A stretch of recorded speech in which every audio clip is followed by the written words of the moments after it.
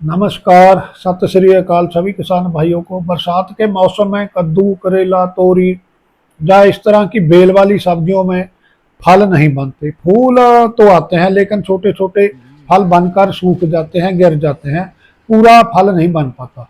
घर में जरूरत के लिए हम कई बार सब्जी लगा लेते हैं, या खेत में भी घर की जरूरत के लिए कुछ बेलें लगा लेते हैं। हर जगह पर यही समस्या आती है। अगर बड़े पैमाने पर बेचने के लिए सब्जी लगाई हो, वहां पर भी इन दिनों पूरे फल नहीं बनते। कद्दू, करेला बहुत कम लगते हैं। इन दिनों रेट अच्छा मिल जाता है। अगर फल लग जाए तो अच्छी कमाई हो सकती है। तो आज बात करते हैं कि इसका कारण क्या है। कुछ स्प्रे ऐसे हैं जिन्हें अगर हम फसल पर ध्यान से इस्तेमाल करें तो जो फल सूख रहे हैं वो ठीक हो जाते हैं, तो सब्जी लगनी शुरू हो जाती है। घर में जो बेलें जरूरत के हिसाब से हमने लगाई होती है, उन पर बिना स्प्रे के भी हम सब्जी ले सकते हैं। इसके बारे में इस वीडियो में हम बात करेंगे। पूरी आपको डिटेल में बताएंगे कैसे हम बिना स्प्रे के घर की जरूरत के लिए सब्जी ले सकते हैं। अगर चैनल पर नया है तो चैनल को सब्सक्राइब कर सकते हैं। नोटिफिकेशन के लिए बेल वाला आइकन दबा लें ताकि आने वाली नई वीडियो के बारे में आपको जानकारी मिलती रहे। तो किसान दोस्तों, सभी किसान जानते हैं कि सब्जियों में दो तरह के फूल लगते हैं। एक नर फूल होता है और दूसरा मादा फूल होता है। फल केवल मादा फूलों को ही लगता है। नर फूलों में परागकण होते हैं जो परागन के लिए, पॉलिनेशन के लिए जरूरी होते हैं। जो परागकण मधुमक्खियां या दूसरे कीड़े मकोड़ों के जरिए मादा फूलों तक पहुंच जाते हैं, या हवा के जरिए भी परागकण मादा फूलों पर गिर जाते हैं और परागन क्रिया पूरी हो जाती है, पॉलिनेशन हो जाती है, तो फल बनना शुरू हो जाता है। लेकिन बरसात के दिनों में मधुमक्खियों की जो गतिविधि है वो थोड़ी कम हो जाती है। इसी वजह से परागकण की क्रिया पूरी नहीं हो पाती और हवा में नमी कम ज्यादा होने के कारण परागकण उड़कर मादा फूलों तक नहीं पहुंच पाते। इस कारण इन दिनों फल नहीं बनते। मादा फूल आते हैं और उनके पीछे छोटा सा फल लगा होता है, वह उसी तरह सूख जाता है। मादा फूल की पहचान यही होती है कि उसके पीछे एक छोटा सा फल लगा होता है। अगर कद्दू की फसल है तो उसके पीछे एक छोटा सा कद्दू लगा होता है। अगर तोरी की फसल है तो उसके पीछे एक छोटी सी तोरी लगी होती है, लेकिन नर फूलों के साथ किसी तरह का कोई फल नहीं लगा होता। यही इसकी पहचान होती है। दोस्तों, अब परागन की जो क्रिया ज्यादा से ज्यादा हो, इसके लिए हम क्या कर सकते हैं। या तो अपने खेत में मधुमक्खियां या इस तरह के कीड़े मकोड़े ज्यादा हो जो एक फूल से दूसरे फूल पर बैठकर परागन क्रिया को ज्यादा से ज्यादा करते रहें।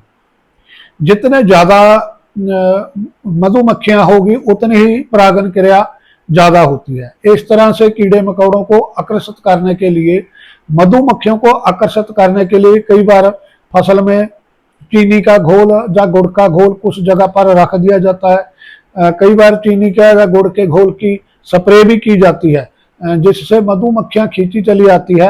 अगर छोटे स्तर पर घर की जरूरत के लिए आपने सब्जी लगाई है तो वहां हम नर फूलों को मादा फूलों पर लगा सकते हैं, घसा सकते हैं। हाथ से जो परागकण है उस पर छोड़ सकते हैं, उससे भी कुछ ना कुछ जो परागन क्रिया, पॉलिनेशन क्रिया हो जाती है और जो फल लगने शुरू हो जाते हैं। लेकिन यह काम केवल छोटे स्तर पर ही हो सकता है। अगर व्यावसायिक तौर पर सब्जी लगाई है तो वहां हम इसे बड़े पैमाने पर नहीं कर सकते। तो इसके लिए फसल पर बोरन का स्प्रे करके कुछ हद तक जो परागन क्रिया है उस क्रिया में सुधार किया जा सकता है। बोरन तत्व से परागन की क्रिया अच्छे तरीके से हो जाती है। 15-20 ग्राम बोरेक्स 16 लीटर वाली जो पानी की टंकी है उसमें घोलकर फसल पर स्प्रे कर दें। इसमें 60-70 ग्राम यूरिया इसमें घोल लें। इससे पत्ते झुलसने से बच जाते हैं और जो बोरन है वो भी पत्तों में अच्छे तरीके से अवशोषित हो जाता है और फसल पर फल लगने शुरू हो जाते हैं। इन दिनों फसल पर फफूंद का भी हमला काफी हो जाता है। इसमें पाउडरी मिल्ड्यू, डॉनी मिल्ड्यू बीमारियां हैं जो काफी लगती है। इनसे भी फल नहीं बनते, कम बनने लगते हैं अगर ये बीमारियां फसल में आ जाएं। अगर फसल पर हम M45 या Z78 जैसे फफूंद नाशक फंगीसाइड की स्प्रे करें तो इन बीमारियों को रोका जा सकता है और फसल पर फल बनने शुरू हो जाते हैं। बरसात के दिनों में 10-12 दिन बाद इनमें से कोई दवाई स्प्रे कर दें, जिससे फसल में सूखा वातावरण बना रहता है और परागण की क्रिया होने में आसानी रहती है। तो फसल में कॉन्टैक्ट या सिस्टेमिक दोनों तरह के फफूंदनाशक की स्प्रे आप बदल बदल कर करते रहें।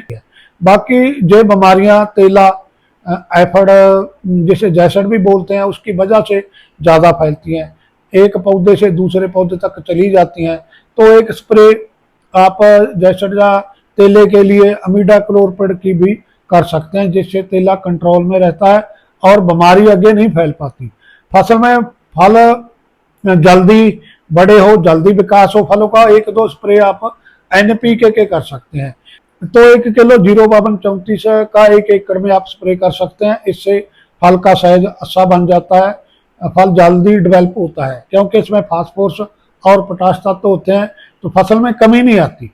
इन दिनों में लाल मकड़ी, माइट, जूं या थ्रिप्स की भी फसल पर आमद हो जाती है, फसल का नुकसान करती है। इससे बचाव के लिए आप रोगर या मेटासिस्टॉक्स दवाई का स्प्रे कर सकते हैं। बरसात के मौसम में फल मक्खी, जिसको फ्रूट फ्लाई भी कहते हैं, फलों का नुकसान करती है। फलों पर पीले रंग का जो एक पदार्थ लग जाता है, इसके बचाव के लिए आप प्रोफेनोफोस दवाइयाँ उसका इस्तेमाल कर सकते हैं। इससे सब्जी में फल मक्खी से छुटकारा मिल जाता है और फल साफ सुथरे रहते हैं, बिल्कुल एकदम बढ़िया रहते हैं। तो दोस्तों, अगर हम इन बातों का ध्यान रखें, जरूरत के मुताबिक फसल पर स्प्रे करें, परागण क्रिया सही तरीके से हो, इसके लिए जरूरी फफूंदनाशक का इस्तेमाल करें, तो फसल से अच्छी पैदावार ली जा सकती है। घर की जरूरत के लिए हम हाथ से परागण क्रिया कर सकते हैं। तो दोस्तों, वीडियो के साथ अंत तक जुड़े रहने के लिए बहुत बहुत धन्यवाद। अगर वीडियो अच्छी लगी हो तो लाइक जरूर करें, दूसरे दोस्तों के साथ वीडियो को शेयर जरूर करें। धन्यवाद दोस्तों, नमस्कार दोस्तों।